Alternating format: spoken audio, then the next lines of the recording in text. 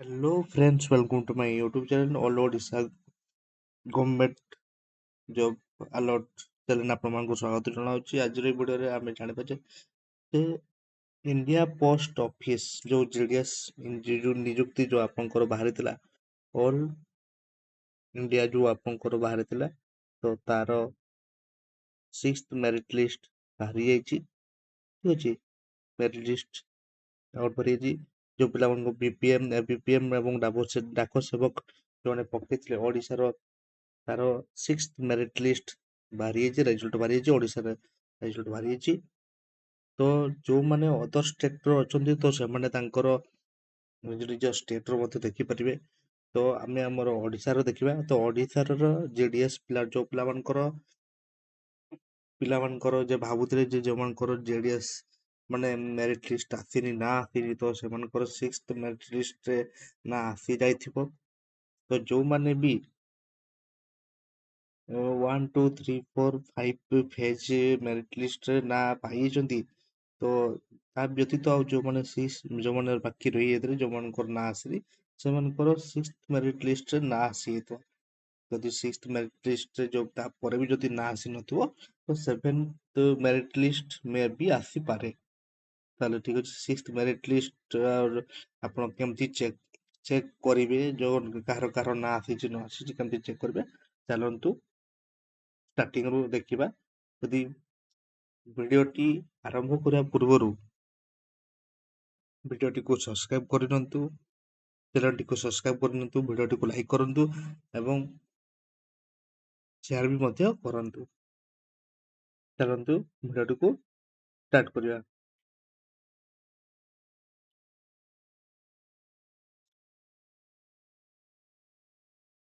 ଆପଣମାନେ ୱେବସାଇଟକୁ ଯିବେ, GDS apply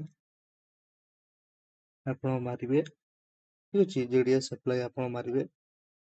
GDS apply ମାରି ସାରିଲା ପରେ ଆପଣଙ୍କର ଯୋଉ ଫାଷ୍ଟ ଲିଙ୍କ ଯୋଉଟା ଆସୁଛି ଆପଣଙ୍କର ଇଣ୍ଡିଆ ପୋଷ୍ଟ ଜିଡିଏସ୍ ଅନଲାଇନ୍ ଆସୁଛି, ତାକୁ ଆପଣ କ୍ଲିକ୍ କରିବେ। ତାକୁ କ୍ଲିକ୍ କରିସାରିଲା ପରେ ଆପଣଙ୍କର ଜିଡିଏସ୍ ଅନଲାଇନ୍ ଏନଗେଜମେଣ୍ଟର ୱେବସାଇଟ୍ ଆପଣଙ୍କର ଓପନ୍ ହେଇଯିବ। ଆପଣ ତଳକୁ ଯିବେ। ଠିକ ଅଛି, ଆପଣମାନେ ଦେଖିପାରୁଥିବେ ଯେ ଆପଣଙ୍କର ଦେଖନ୍ତୁ ଯୋଉଟା ଅଛି ନ୍ୟୁ ଜିଡିଏସ୍, ଯୋଉଟା ଆପଣଙ୍କର new GDS online engagement Schedule 1 ଜାନୁଆରୀ 2025 ସର୍ଟ ଲିଷ୍ଟେଡ୍ କ୍ୟାଣ୍ଡିଡେଟ୍ ଯୋଉଟା ଅଛି ସେଟାକୁ ଆପଣ କ୍ଲିକ୍ କରିବେ। ସେଟାକୁ କ୍ଲିକ୍ କରିସାରିଲା ପରେ କ୍ଲିକ୍ କରିବେ। ଦେଖନ୍ତୁ ଆପଣ ଅଦର ଷ୍ଟେଟର ଯଦି ହେଇଥିବେ ତାହେଲେ ଆପଣ ଯିଏ ଯାହାର ଷ୍ଟେଟ ଅନୁଯାୟୀ ଆପଣ ମାରିପାରିବେ। ତ ଆମର ଓଡ଼ିଶା ଅଛି ତ ଆମେ ଓଡ଼ିଶା ମାରିବା। ତାପରେ ଦେଖିବେ ଏଇଠି ଦେଖ, ତାପରେ ତୁମର ଏଠି ସାପ୍ଲିମେଣ୍ଟାରୀ ଲିଷ୍ଟ 2 3 4 5 ପେଜ୍ ସରିଯାଇଛି। ଏ ହେଉଛି ସାପ୍ଲିମେଣ୍ଟାରୀ ଲିଷ୍ଟ 6, ଯୋଉଟା 6th ମେରିଟ୍ ଲିଷ୍ଟ ଆପଣଙ୍କର ବାହାରି ଯାଇଛି। ତ 6th ମେରିଟ୍ ଲିଷ୍ଟ ତୁମେ ଦେଖିପାରୁଥିବ ଯେ ଜିଡିଏସ୍ ଅନଲାଇନ୍ ଏନଗେଜମେଣ୍ଟ Schedule 1 ଜାନୁଆରୀ 2025 ଓଡ଼ିଶା ସାର୍କେଲ ଲିଷ୍ଟ 6। ଠିକ ଅଛି, ଯୋଉଟା କି ତୁମର ଡିଭିଜନ ୱାଇଜ ତୁମର ଭେରିଫିକେସନ ଡକୁମେଣ୍ଟ ଭେରିଫିକେସନ ପାଇଁ ତୁମର ନାଁ ଆସିଯାଇଛି, ଯୋଉଟା କି ତୁମର 14/8/2025 ଭିତରେ ତୁମର ଭେରିଫିକେସନ ହବ। ଯୋଉ ପିଲାମାନଙ୍କର ନାଁ ଆସିଯାଇଛି ସେମାନଙ୍କର ଏଠି ଚେକ୍ କରିପାରିବ। ଠିକ ଅଛି, ଏଠି ତୁମେ ଦେଖିପାରୁଥିବ ଡିଭିଜନ ୱାଇଜ ଅଛି।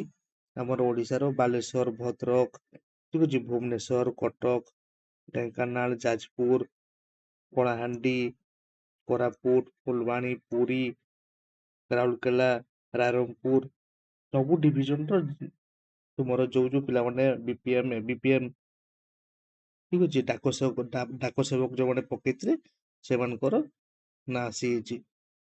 ତ ପ୍ରଥମେ ଏଠି ଦେଖିବ ଯୋଉ ପିଲାମାନଙ୍କର କେମିତି ତୁମେ ଚେକ୍ କରିବ। ତୁମର ଏଠି ଯୋଉମାନଙ୍କ ରେଜିଷ୍ଟ୍ରେସନ ନମ୍ବର ବି ଏଠି ଦେଖ, ରେଜିଷ୍ଟ୍ରେସନ ନମ୍ବର ସବୁ ଅଛି। ଠିକ ଅଛି, ଯେ ଯାହାର ରେଜିଷ୍ଟ୍ରେସନ ନମ୍ବର ଯେମିତି ଜାଣିଥିବା ଦରକାର।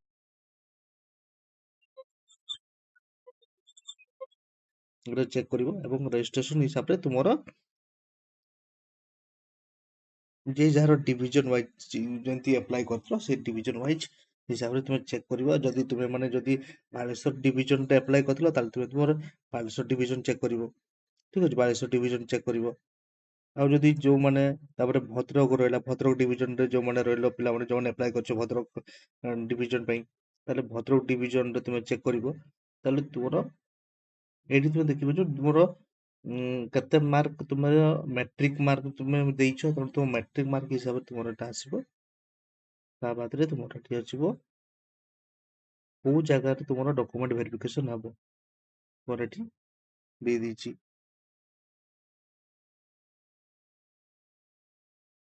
ତୁମର ଡକୁମେଣ୍ଟ ଭେରିଫିକେସନ ଭେରିଫାଇଡ ୱିଥ ତୁମର ଏଠି ଦେଇଦେଇଛି ଯେ ବାଲେଶ୍ୱର ଡିଭିଜନ ଓଡ଼ିଶା ହେଲା। ଯେ ଯାହାର ଜାଗାରେ ହବ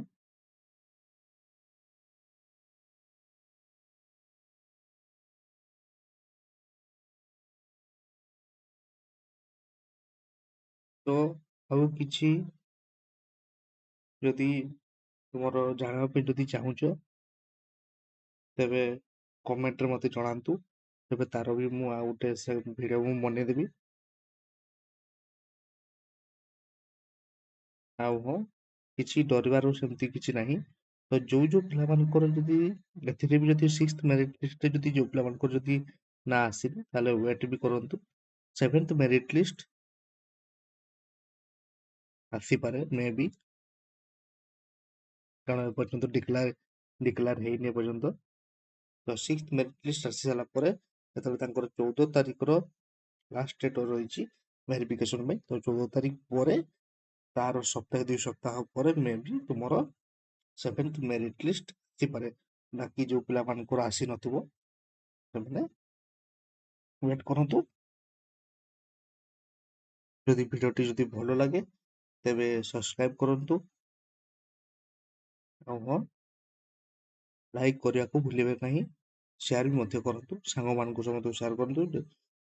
ଜୟ ଜଗନ୍ନାଥ।